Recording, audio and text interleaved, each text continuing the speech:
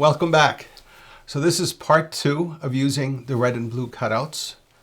These are more complicated examples involving polyatomic ions. So keep the cards, the red and blue cards, these guys, in front of you while watching this video. It'll really help you. Now, before I define a polyatomic ion, just a quick recap. If an atom loses something negative, becomes positive. Cations are the red cards.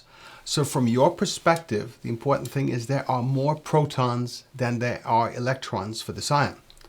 And in general, the red cards, these guys, this color, these are always metals. So in general they're metals, not always, but they're always positive. Now, if an atom gains an electron, takes up something negative, it becomes negative or becomes more negative even. The anions are blue cards, okay? And these are the nonmetals, and the anions are the opposite of the cations. The electrons always exceed the protons. So in the case of the electrons right here, in the case of the blue cards, there are more electrons than there are protons. In the case of the red cards, there are more protons than there are electrons. Okay. Now that was a recap. So groups of atoms have a tendency to stick together. And when they form these clumps, they can also form ions. And so they develop a charge when they form these clumps. And so if you have a clump that has more than one atom glued together, so groups of atoms, different elements, we call them polyatomic ions, meaning there's more than one atom. So the groups of atoms, they've stuck together. And on any cutout, if you see more than one element, you are holding a polyatomic ion. So again, if you have a cutout and you see more than one element, also please remember, you should probably write this down for polyatomic ions. Groups of atoms that stick together in clumps and form ions and have a charge are called polyatomic ions. So let me repeat that one more time. Groups of atoms that stick together in clumps and have a charge form ions, which are called polyatomic ions. Now, I understand that wasn't verbatim what I said the first time around, guys. I'm filming this as I'm speaking, so there's some slight variation in that. The gist is you've got multiple atoms kind of stuck together. This is best explained with an example. So what I need for you to do is take out the copper 1 card, which is red. It's a cation. And compare it with an ammonium ion, which is also red. Okay, it's super important. This is not a spectator sport. We're going to do this together. So you're looking for copper 1, not copper 2, and you're looking for the ammonium ion. And let's take a look at these. Now, I've clipped these together. I would highly recommend that you do the same. So these guys are clipped together. I am going to take this and set it over here. And I'm going to get the ammonium ion as well. Which is this right here, and I'm going to set it here. Copper, so let me get my glasses on and let's take a look at the periodic table real quick. Cu plus, in this instance, obviously it's lost one electron, but copper plus is found on the periodic table as copper. So that is elemental copper over here. It loses one electron, it becomes copper plus. Now, obviously, if it had lost 2 electrons, it would be copper 2 plus. But in this example, it is copper plus. There is just one element here, and that one element is copper. Let's take a look at the ammonium ion. I asked you to fish out NH4. Again, this becomes a polyatomic ion. Why is that? First of all, you will not find an element called ammonium anywhere in this periodic table. What you will find is nitrogen and hydrogen. So again, nitrogen and hydrogen exist. And right here, they are both uppercase letters on a card. That is how you would go about identifying a polyatomic ion. So this is a polyatomic ion. Okay, now, this is very important. This cutout is merely a representation. This is not what it actually looks like in 3D. This is just something I've devised so you can look at how many electrons are being lost. In 3D, this is what it looks like.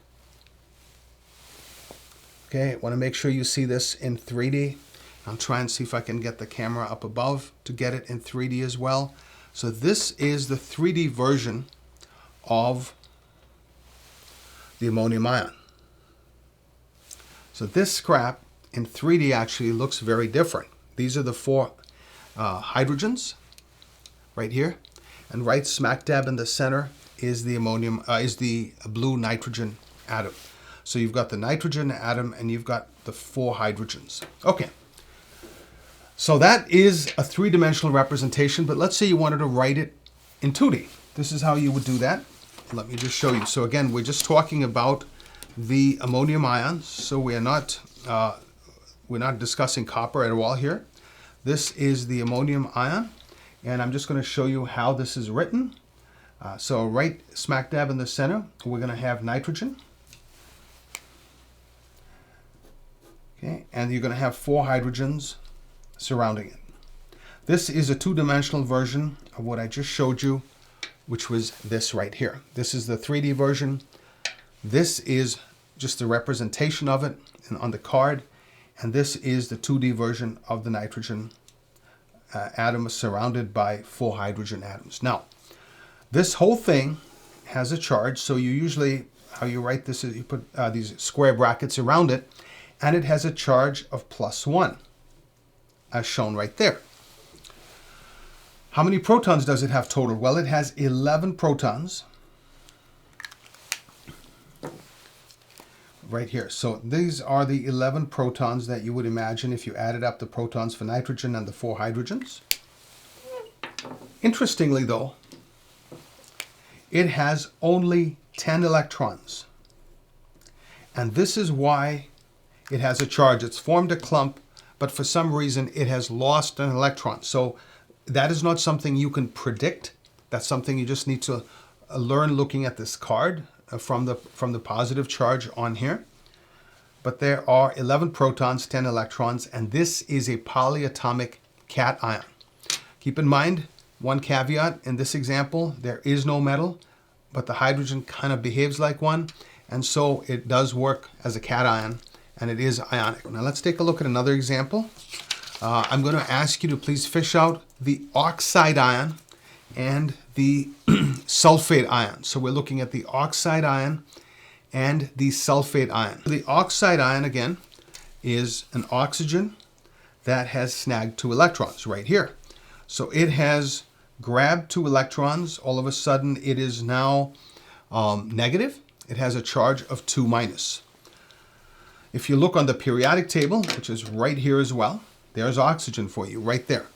Okay, so the oxygen snagged 2 electrons, got 2 electrons too many, and has a 2- charge, but it is super stable. The sulfate ion, I'm going to set it right next to it.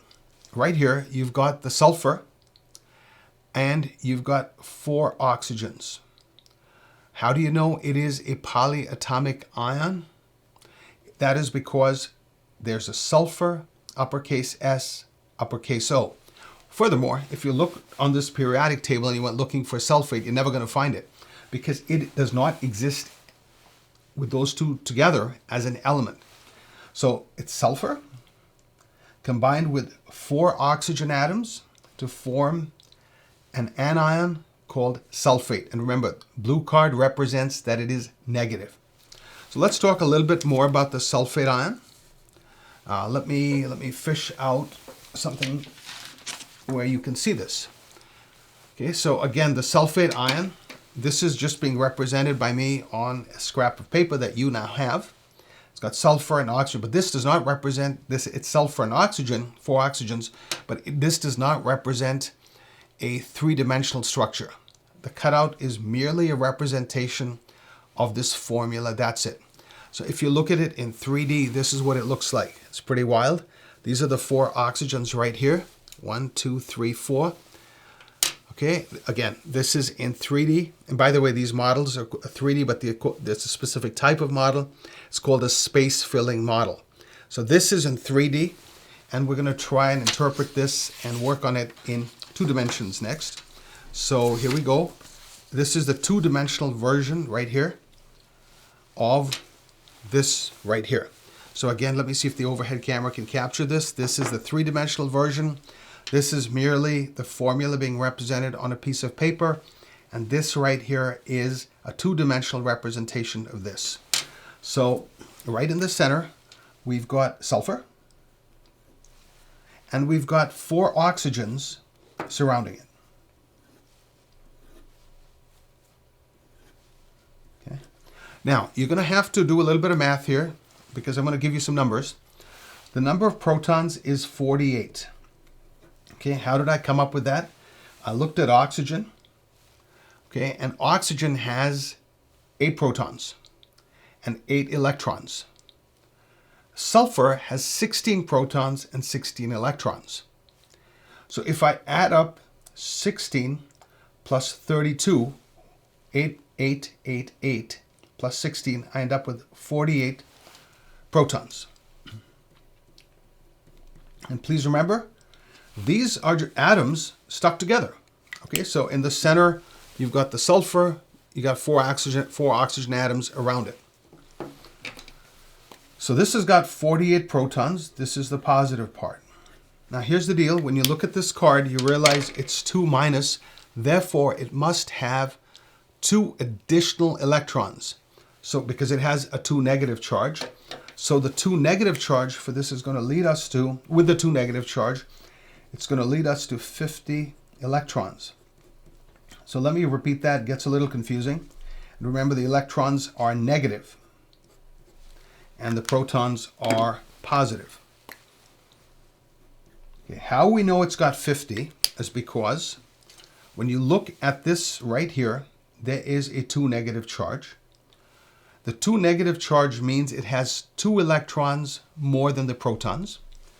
We counted the protons looking at the periodic table. So if we look at the periodic table, sulfur has 16 protons, oxygen has 8 protons. There are 4 oxygens, therefore there's 32 protons total there. Plus the 16, you end up with 48 protons, 50 electrons. Voila, that's how you do it. This is the 2D representation. This is the 3D representation of the sulfate ion. So I thought the next thing is, how do you write these formulas? We've talked about polyatomic ions. So what we're going to do is we're going to start writing the formulas for a couple of compounds containing polyatomic ions. So let me just get this out of the way. And we're going to try and do this together. So let me move all this out. Okay, and I'm going to ask you to find, so you're going to find for me the sodium cutout, which is the red one, which is again the cation. And we just looked at the sulfate, so you should have that with you as well. So we're looking at the first example we're going to use is sodium sulfate. So remember, you should have your cards clipped. I'm just going to find the sodium. I'm going to set it right there. And voila. And let's find a sulfate ion. And we're going to set it right next to it. Let me flip this over. So we've got the names right. So that is sodium sulfate. This is not acceptable. Reason it's not acceptable is because we've got this big gap here. We've got to fill that gap in. So let's get a second sodium and let's slide that in. Right there. Perfect. Okay. So now you've got sodium sulfate. So let's flip this over to come up with the formula. Boom. Boom. And another boom. Hey guys. Hey Zach. This one's for you. So make sure you're paying attention. Make sure you write this formula down, okay? Hey guys, I need for you to be looking up here, no getting on snap face and stuff like that. Need 100% attention. This is a little bit complicated, so laser focus, please. Yeah, right. You guys, hey, oh wait. Make sure you're following along. Put that other stuff away. Okay, so here's sodium sulfate. So we're going to write the formula. Please remember, I've mentioned this before, but I'm going to mention it again. Can't say it often enough. We've got to cover up the charges. We're not using the charges currently. I'll talk about them in a minute, but right now we're just covering those up. Let me cover this up as well. So this is the sodium charges are covered up, and the sulfate charge is covered up as well. Okay, voila, here we go. So I'm going to write the formula now. Easily done. So this is going to be, there are 2 sodiums. So let me write that here, Na2. And we're now looking for the sulfate ions. How many scraps of blue paper? There's only one. you write the SO. You must include the 4 because the 4 is not part of the charge. I can't stress this enough. Let me show you the 3D molecule real quick. Okay, so we've got the 3D molecule. You have to account for the fact that there are these 4 oxygens. And the 4 oxygens are all bound to the sulfur. They're not just attached to each other. So they attach to the sulfur, and there's 4 of them. So your formula must reflect that arrangement. And how you show that is by including the 4.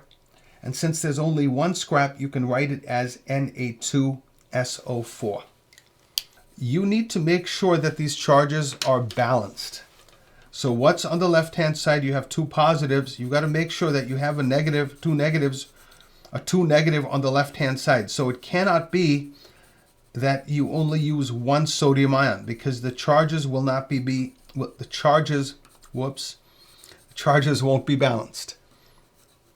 I hope this is making some sense. So again, your electrons are going from here to the sulfate ion, and the electrons have gone from a sodium atom to the sulfate ion. So these 2 have already lost 1 electron each. This entire clump of atoms, the sulfur and the 4 oxygens, have taken up 2 electrons. So that is why this has a charge of 2 negative.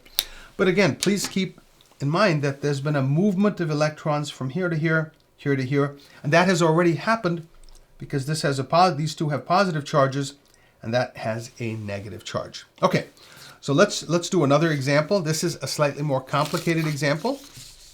This is ammonium sulfate.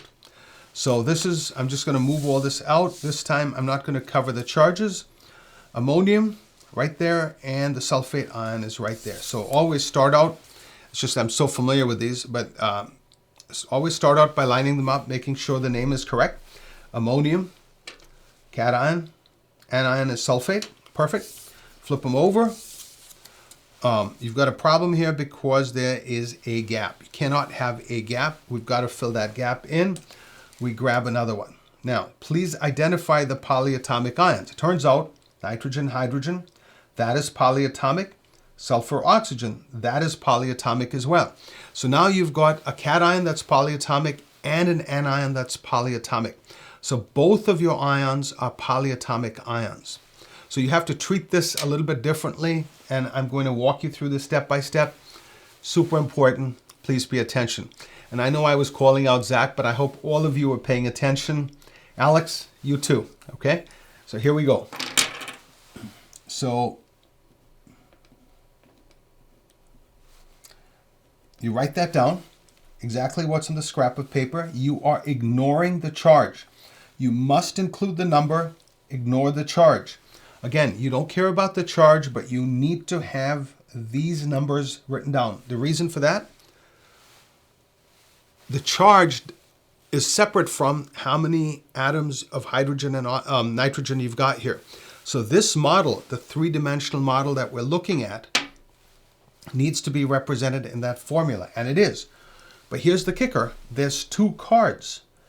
And so the 2 cards are saying, when you write the formula, you're telling whoever's looking at it or building this molecule or using it in the lab, hey, listen, I need 2 of these.